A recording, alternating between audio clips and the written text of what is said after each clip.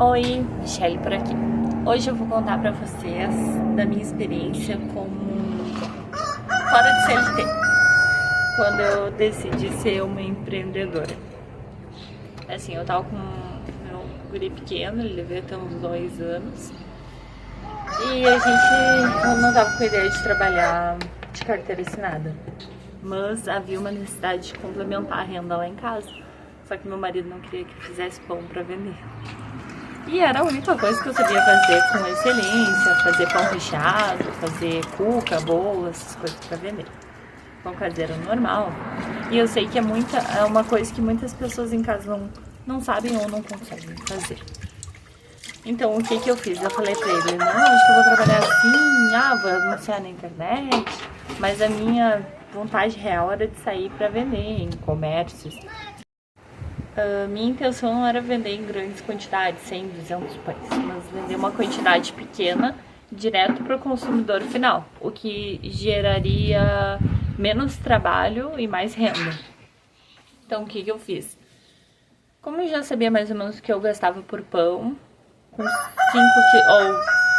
quilos de farinha, aí eu dividi o valor para ver certinho quanto que ia dar e para botar o meu lucro em cima, para eu não perder dinheiro.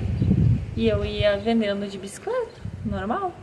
Aí no primeiro dia, na verdade, eu saí sem meu marido saber. E eu saí com uma caixa térmica e os pães lá dentro, direitinho, embaladinho no saquinho. Saí com pão tradicional. Só. Vendi todos. Acho que eu fiz mais de 10. Vendi todos. Muito fácil, muito rápido. Aí então depois o pessoal começou a me dar a sugestão naquele dia mesmo de começar a fazer pão de milho, pão recheado com linguiça. Então fui incrementando, aumentando o cardápio e vendendo para mais pessoas, mais clientes em outros lugares. Eu comecei vendendo, se não me engano, segunda, quarta e sexta.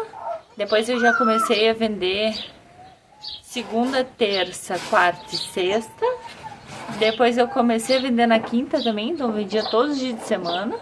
E já vendi no sábado também. Se alguém me fazia minha encomenda no domingo, eu fazia também. Se eu terminava de vender todos os meus pães, chegava alguém 4 horas da tarde e falava assim, Michelle, tu não tem pão caseiro ainda? Se eu não tivesse, eu falava assim, eu não tenho pão caseiro, mas dentro de 2 horas consigo te entregar o pão quentinho em casa. E fazia.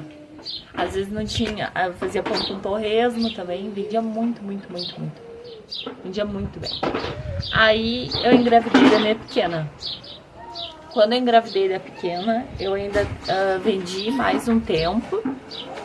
Depois, quando estava perto dela nascer, eu parei e a gente acabou se mudando de cidade. Aí eu vim morar mais perto dos meus pais. Não pra ter ajuda, mas pela questão de... Aqui a gente tem uma casa, não preciso pagar aluguel, aí fica bem mais fácil. Se precisar de alguma ajuda com as crianças ou eles precisarem de alguma ajuda a fazer alguma coisa, eu consigo ajudar. Então, aí eu parei com os pães. Por que eu não faço pão aqui pra ter uma renda extra? Porque eu tenho 2 crianças e fica mais difícil sair de casa. Aí só se eu anunciasse, o pessoal viria pra pegar em casa. Só o que acontece? O público é diferente aqui, tem muitas pessoas de idade. Então, eu não sei se talvez vendesse, eu fico nessa dúvida. E essas coisas assim, quando a gente tem a vontade no nosso coração, a gente não pode perguntar para os outros. Porque os outros não vão saber se vai dar certo. Eles vão falar, acho que não vale a pena, né? Mas quem sabe é a gente, né? Inicialmente hoje é uma coisa que a gente não necessita tanto também. Meu marido tá ganhando mais.